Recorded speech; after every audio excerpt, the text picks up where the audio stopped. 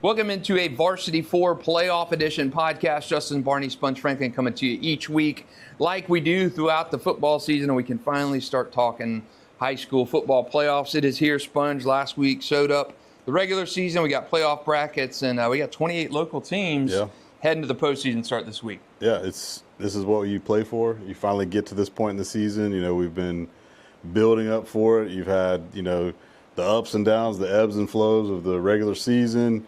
You schedule up to get ready to play in these tough games. Usually the first round is kind of maybe one of the easier opponents you have to play, but then we also have a lot of kind of local matchup flavor. So, there's a couple matchups where you're going to play against a team you might have already faced this year. So it's how do you play in that second go round against them, those types of things. So, but it's, like I say, it's put up or shut up time. Yeah, a couple of those rematches right off the bat. We've got Columbia and St. Augustine. That was a district game. Actually moved up in the week during the regular season to get it in before a hurricane came through. So this is actually a rematch in normal circumstances of that game. Other one I think is the top matchup this week is Mandarin and Oakleaf. That's a rematch of a district championship game. Ponte Vedra Beachside, that's a rematch of a district game. So some interesting rematches right off the top. Before we dive into those matchups, the playoff system, Sponge. After the brackets were released this week, there's a lot of buzz on social media about teams. South Sumter, for one, missed. Bartram Trail missed. So a lot of kind of back and forth on the playoff system as a whole. And are we really getting the best teams in? And I think more than anything, and I was at the meeting back when they decided to go back to this system. I wasn't at the more recent meeting a few months ago when they were talking more about the rankings. Josh Wilson of Florida HS football mentioned some developments from that meeting, which I was not at. But first and foremost, is the playoff system working? Yeah. I don't. We talked about it last year. No. It's always, there's always something with it, and I know we've changed, from point system to this to that to, we had the whole, obviously the rural and the metro, the last couple of years, but it just feels like, I don't know, it just feels like we don't always get the right teams in. Of course they're doing the new thing with the strength of schedule on MaxPreps and all that type of stuff, so it's like, again, that's like computer metrics and things like that, but yeah, I don't know. It's just, I feel like we always are behind. Like we always like to compare ourselves to Georgia and the way theirs is set up, the regions and all that. And sometimes it leaves a less to be desired with our system that we have in place. It's last year we had suburban metro. This year it went back to all the teams were kind of lumped together. And the decisive how you decided the playoffs was using a version of MaxPreps. Now I did not know until Josh tweeted last week that the proprietary, the MaxPreps rankings don't line up mirror to mirror with what we see online. And Josh, and I haven't researched this, but he's very in the know. He said the MaxPreps algorithm and stuff you see online is a different MaxPreps done by like CalPreps. Okay. And there's like an in-house MaxPreps or Florida MaxPreps that no one here has access to and can see that. So, what coaches, what the media are looking at online is not the system that is used. And, before in the MaxPreps rankings, ratings, they had margin of victory taken out. Apparently that's been put back in. So to me, in Craig Damon, the executive director at FHSAA, said back last year or earlier this year about that meeting, yes, nobody understands it. One of the board members asked, why are we using system? Can you tell us more about the system? And Craig said, well, we don't really know because it's proprietary information, and this is determined to be the most fair system, even though nobody knows how that is. Yeah. And, on one sense, I get using a system that weighs things out and supposedly. And that's a good thing, too, because that can kind of do your strength of schedules with your common opponents, all that type of thing. And so that is good. But then it's like the eyeball test of actually watching games, seeing who's playing who, and then there's a little bit of the metric in that is sometimes taken out. So, but like we always say too, when we do our rankings, there's no fine science behind it, right? Because Mandarin is clearly like to start the season, They've got the best players. They got a lot of returners. They're in one of the higher classifications. They check all those boxes. They should win a lot. They should win all their games. Yada yada yada. They end up losing 2 or 3 games. Then you could have a 10-0, whoever, Paxson, and then people are like, oh, Paxson should be number 1. It just doesn't work that way. Yes. It's because Mandarin's playing who they play, Paxson's playing who they play, and those don't align. Yes. Yeah, and I agree. So I do think MaxPreps takes the elements out of it where you're basing it on math and analytics and all that stuff. I have no problem with that. But I do think it's tough to explain to a coach, a parent, a kid, anybody at a school that gets snubbed. Right. If you think you're doing the right thing to make the schedule to get in the playoffs, or you come the 11th week of the season, you're in the number 1 spot in the rankings. Like Bradford was in the number 1 spot going into week 12. And then playoff rankings come out, Coco jumps Bradford. Yeah. And, Bradford didn't even play. They finished 8-1, didn't even have a win that last week, or a game that last week. So I think it's that transparency is absolutely needed. I think with FHSAA, what has happened traditionally in the past is they haven't been, they've been behind the 8 ball and getting the information out. They haven't been clear with it because maybe they don't even understand it, the proper way to convey it. And when you have coaches who are making a schedule one way, and then come kickoff time, FHSAA says, "Oh, this is how we're doing the playoffs," and the coaches say, "Whoa, why is this changing?" So I do think that little kind of gray area that nobody really understands and nobody can really explain is maybe a little bit leaves a bad taste in people's mouths come playoff time. Everybody's going to get pissed because they're snubbed every year. Oh, yeah, for sure. But I do think it would be helpful for a little bit more clarity on some of the situations on playoff qualifiers. Georgia has it pretty cut and dry. Yeah. It's region-based, and years ago, and I was going back and forth on social media with Kevin Sullivan, former coach in the area, about this, and he mentioned, have it region-based like Georgia. Back in, late 2000s, front part of the 2010s, the FHSAA explored looking at a super region playoff format. So it would have been 8, 10, 12 teams in one region. You pick 3 or 4 teams out of whatever, 3 in a wild card, or 4 and whatever. Those 4 teams get into their bracket. That's how it's determined. So those regions would replace districts. Don't know why that didn't pass. I think that would have been the better way to go too. If you look at Georgia, almost know who you're playing in week 9, 10, 11. So there's no guessing. I had athletic directors and a football coach text me before the playoff brackets come out and say, "Hey, who do you think we're going to play? Because we need to know if we're going to line a bus up." Right now. So, when you've got people like in the school system reaching out to members of the media, say, "Hey, where do you think we're going to go? I need to line up buses and stuff."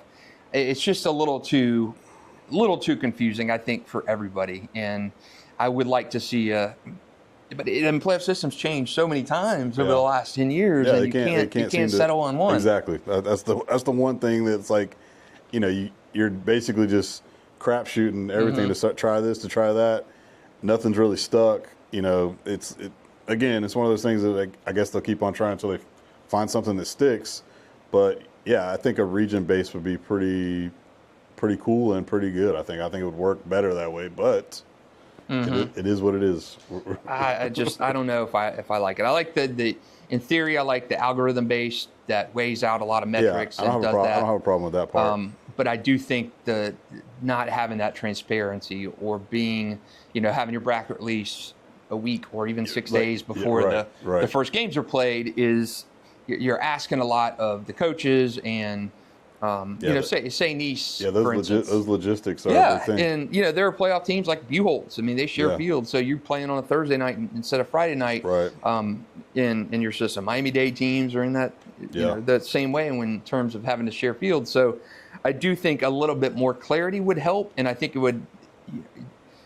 Georgia does so many things better. I love what the Georgia High School Association has done, and in so many aspects. And I do think having transparency, a little being more ahead of the curve, so to speak, would be awesome if Florida could get that way. But I do think they actually also get their state championship games on TV. Yeah, that's true. On public television, it's awesome up in Georgia. So different up there. What a concept! It's so on free television too. I know. Like that again, it still baffles me to this day. Like what was cool was back when I first started coaching and we were going to state championships, that was when it was still on. Still on, like Sunshine. Exactly. Or, yeah. And, you could watch it on, you didn't have to have Spectrum TV or, Bright House TV. Mm-hmm. You could, it'd be a cool concept to be like, yeah, you could turn it on Comcast or whatever channel, or like you say, like a local broadcast, PBS, whatever, and be able to watch the state championship games, without having to pay streaming services, and then sometimes the streams are shoddy. It's just like I say, that's a whole nother. Yeah, that's another month of worth of podcasts. Yeah. But yeah, I do think that the coaches are gonna bang the drum after this playoff cycle gets through, and too late to do anything now. But right. I do think it'll be scrutinized a little bit more, and I don't know what tinkering can be done. Heck, even a human element. I mean, maybe create a playoff board or somewhere around the state where you use the MaxPrep rankings, and then you talk to media people or a board of some kind and say, hey, do we have these rankings? I don't know. It's something to think about. I think Georgia has it done well. Certainly different in Georgia than it is in Florida in a lot of ways. So I do think the playoff system after this year will get a little bit more scrutiny on why some of these teams that possibly should be making it by the metrics that they were believing they were playing under did not make it, and you had these abrupt swings in that last week. But that's another conversation for another day on why Georgia does things a lot better. But if I was a coach and I was in 7th place in the region and the week heading into the games, and then I win my game or didn't play, and then the region rankings come out, and then I'm at 9th and out of the playoffs, I would have an issue with that. Yeah. Like some teams did. But let's shift gears to playoff week. We got playoff games this week. It said 28 teams. Even our Georgia teams are playing. So we got Camden County on the road, Ware County on the road up there, Pierce County at home, Brunswick at home, Glen Academy on the road, Charlton County also playing in the state playoffs. So a lot of Georgia teams in our viewing area in the postseason in the Peach State. So we'll have updates on that coming. But now I'll talk to you about Florida playoffs. You see the brackets. You got some number 1 seeds. Yeah. Range is number 1. Yeah. Nice is number 1. Providence is number 1. Which is a little bit surprising. When you look at the playoff rankings and you see what we've got, initial thoughts on state champions. What are the best first round games? When I first looked at it, I said, I think Reigns is going to go to the Final Four. Mm-hmm. I got them kind of locked in. I think I got Bowles penciled in to maybe be a Final Four contender. I think I have Trinity be a Final Four contender. Mm-hmm. St. Aug, I think they get past the first 2 rounds as well to get into that next round. But then a potential matchup with Orlando Jones or Tampa Jefferson, that's where like I said, it could get dicey for them. But Trinity, Bowles, and Reigns, I think are going to be in the Final Four. Yeah, man, Trinity as well. Not a number 1 seed, but I like the way things played out for them. That pod is not impressive to me. You got UC in there, right? Impact Christian. UC and Impact playing the first round. That's a nice opening round game. Coach Naismith at Impact Christian. We talk about Impact Christian for its basketball prowess, but first time in the football state playoffs are good for them. But their reward is University Christian, which has gotten hot at the right time. Yeah. I do think, even though Providence is number 1 seed, they've lost to UC. I don't think they can hang with the Trinity. Even though Trinity's young, I think Trinity could certainly make the state semifinals. As far as playing against Clearwater Central Catholic or Chaminade Madonna, forget about it. Once you get past, and that's the kind of the line of delineation for me is that regional final round. Yeah. So if you're a number 1 seed, let's say St. Augustine, you're gonna waltz through 2 rounds. You're gonna wax Columbia this week, and win next week, and then you get to that regional final. Regional final, that 3rd round of the playoffs, to me, has always been the most difficult. Yeah. So under the current format, you're going to get, a paperweight probably in the first round, and then second round a little tougher, and then you get to that 3rd round, man, and you're going to play tough. somebody. You're going to play a tough team, except maybe in that Trinity bracket. I think it'll be a Trinity UC kind of clash there. I mean, Providence should beat Trinity Catholic. Yeah. But I look at like a Bowles. I mean, do you feel like Bowles plays Taylor County this week? Bowles number 3 seed. Yeah. You think Bowles? I mean, Gadsden County's a tough team. The number 1 seed. What's weird is I look at Gadsden and you remember, I think it was like, what, 2 or 3 years They ago? played Bowles a few years ago. But on top of that, you remember the one year it was Gadsden who basically didn't win a game. Yeah, 0-10. And got in the play. Yeah. That's what I'm saying. So they flipped that script because that was Corey Fuller's team. Yeah. And he left and is at FSU now. But I don't. It's weird that Tallahassee region, it's good and bad sometimes. So it's like if I'm not watching it or paying much attention, like I don't know. Like, usually you could always bank on, Tallahassee Godby or Lincoln and all those teams. And those teams have good records this year. But like, what's that level of competition that they're playing out there? How good are those teams? Are they just beating up on the weak teams and they've got inflated records? That's where you just, if you're not in the know of being there watching all those games, you're kind of just looking at the schedules and who have they beaten and, how bad have they beaten them? Kind of like the Panhandle teams that we're going to have to play this weekend. So I feel like Bowles should be able to beat Gadsden County. Yeah, a few years ago, I think Bowles, I can't remember what round it was. It was a tight game, though. Maybe I want to say, these are memories are running together for me, but I think they played Gadsden County and won in overtime on like a block. I feel like you're right. I want to say I was at that game, and I want to say Davis Ellis had an insane touchdown catch in that game. Bowles was like getting shut out and going into the fourth quarter of that game, and ended up coming back and winning. If my memory serves me correctly, they won that game on like a blocked field goal or something, blocked PAT in overtime, which is crazy. But Bowles has never not gotten to the state semifinals under Matt Toblin, and Gadsden County is known for big, fast, physical boys out there. And I think that's why Bowles had issues with him before, but Bowles has never not reached the state semifinals under Coach Matt Toblin. The thing with Rains that worries me about once they get past region play, because I think they've got... No, I think they breezed past that part. They probably a Godby...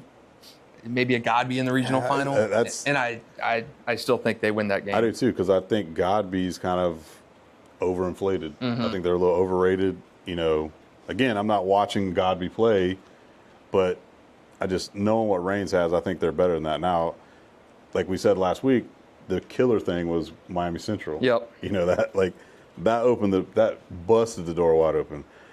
Yes, you still have Northwestern and. But Miami Central is a different. No, 100%. So Miami Central going out of the playoffs. What's crazy is when I went actually and looked at the teams that got flipped on the forfeit wins, I'm like, man, they beat this team, they beat this team, they beat this team. Central is a juggernaut, and the fact that they are no longer in the Central to won a state championship, I think, or played for a state championship, and with them out of the way, I'm not going to say Rain's path is easy, but it's less imposing than it was. Definitely lightened it up for sure. It would have been Central Rain's banging. The other team that's in that class is Tampa Jefferson, and they're undefeated too. But again, not being in Tampa, not knowing those teams that they're playing, I don't know how good they are, but they're a team that's probably going to be in that Final Four as well. So they're going to get one of the best teams out of Tampa, out of Miami. Obviously, to have to try to win the state. Yeah, and I like Rains' path to get to the Final Four. And you and I, before the season, I think we said Senog, Rains, Mandarin were our legit Final Four locks. I don't know if I can say that about Mandarin now, because I think Mandarin's got a more difficult path. But I don't think Nice is, Nice is the number one ranked team in the entire state, which is crazy to me. That's why I don't understand these rankings, and nothing against Nice. Yeah, exactly. But it's like, I agree. Man, Nice is number one in the state over like Aquinas and Coco and all these guys. It's crazy to me, but they do. Nice has a great team, but they do. I think they've got a tough opener against Tate. Nice won a district championship last year. Went 7-3. Went to one district championship. Beat Ponte Vedra, a great game. Well, and then they got Buchholz right down the pipe. A team that they had to take the overtime with. That's a potential. What is that? A second round game, or is that to get out of the region? That'd be out of the region. Okay, so it'd be Mandarin Oakley. Okay, that's right. Second round. Right. So Nice does not have a gimme. Yeah. Could you imagine if we had a fully healthy Mandarin team? Man, dude, that'd be good. And I like Nice. Nice, like I said, number one team overall. That's so depressing to think. Like we could have a Nice with Trammell and Jamie. Yep. Against that defense. That'd be a classic.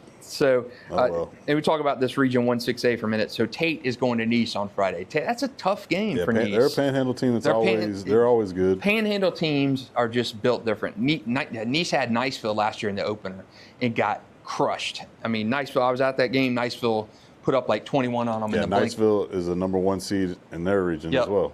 So it's very tough. A tough road for all our local teams in 1-6A. You got Nice, Oakleaf, Mandarin. That's a rematch of a district championship game. What do you like? I'm going to have to go with Mandarin. Why not, right? Their defense. Oakleaf, they disappointed just a few weeks ago in that game where we both liked them. Yep. We were like, Oakleaf's playing really good offensively. They found some stuff. They were playing good on defense, and we're like, Mandarin's kind of reeling. They kind of came. I mean, it wasn't like a blowout, but they kind of took care of them. Yep. And then you flip over and you see what they were able to hang with St. Augustine. Yeah. So you're like, hey, maybe they've turned the page and figured some stuff out. The Mandarin defense to me is why that game goes in Mandarin's favor. All right, I'm going to run through some of these games real quick, and I'm going to have you say win or loss real quick. Palm Coast, Spruce Creek. I'll go with Flagler Palm Coast. All right, so that's one. Seminole Creekside. Seminole. All right. Tate Nice. I'll go with Nice. All right. Oakleaf Mandarin. Mandarin. Middleburg Niceville. Niceville. All right. Beachside PV. I'm going Ponte Vedra. All right. Fleming Mosley. I want to take Fleming, but it's a tough. That's a tough road trip. They've been good in the last several years, so I'll probably take Mosley. That's another situation I'm where going upset special. Let's go Fleming. So that's another. So you got Fleming there. Let's do it. All right. So you got Fleming, Nice, Mandarin, PV. So that's 5 through the first 5 local teams for Sponge through the first 3 classes. That Fleming game is interesting because Fleming is a district champ. It beat Beachside and Ponte Vedra and is somehow seeded lower than them and has to go out to basically Alabama to play a game in the opener. That's another playoff situation. So Sponge has got 5 local teams moving on through our first 3 classes. Columbia, St. Augustine. Pine Forest, White. I'm just going Ed White, baby. All right, 7. Riverside, Escambia. I've got to go with Pensacola, Escambia on that one. Bay, Rains. Rains. All right. Menendez, Waukulla. Waukulla. All right. Suwannee, Godby. I'll go Godby. Baker County, BK. Let's go Baker County. Baldwin, Gadsden. Gadsden. Taylor County, Bowles. I got Bowles. All right, that's 10 local teams. Villages, Bradford. We'll go Bradford. Yep. Palatka, Newberry. Newberry. Yeah, Newberry's gonna crush Palatka. Yeah. Providence, Trinity Christian. Ocala, Trinity. Trinity Catholic. Yeah. Providence, Trinity Catholic. Let's go Providence Stallions. All right. We'll go Stallions. Impact, UC. We'll go UC. PK, Trinity. TC. Fort White, J. Let's go Fort White, man. All right, that's 15. And Union County, Holmes County. Union County. All right, 16 locals. 16, baby. 16 out of 28 survivors for Sponge. I would probably lean towards the same thing. Maybe 15 for me. Yeah, but 16. You're giving Fleming a loss, so that's fine. I'm going to probably give Fleming a loss. That's a tough game for Fleming. I agree. And that's a tough game. So I'll say 15 out of 28. Sponge got 16 out of 28. So that's right at lose half the field after week 1. You think any of our number 1 seeds go down? You think St. Aug? Not this week. No, St. Aug Reigns. I think they're all good. I think they're safe. Again, the first 2 rounds, I think they're safe. Okay. That 3rd round game, and then for the smaller classes, getting into that Final 4.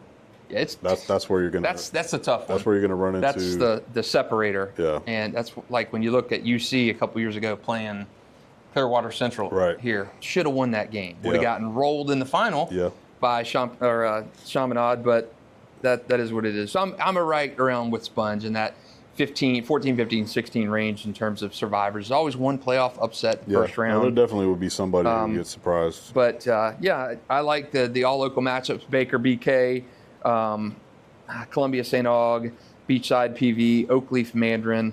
Cool first round stories, matchups there, and Impact UC. So those will be some good games. You can stay tuned all week for news4jacks.com for coverage on the sports page in terms of our local matchups. I've got the top 10 playoff games in the area coming up Tuesday night on TV, and you can also find that online. So for a playoff week 1 edition of the Varsity 4 podcast, Sponge Franklin is saying 16. I'm going to say 15 local survivors after the round 1. We'll check back with you next week and see how we both did. But that's it for a playoff edition of the Varsity 4 podcast. For Sponge Franklin, Justin Barney, thanks for watching.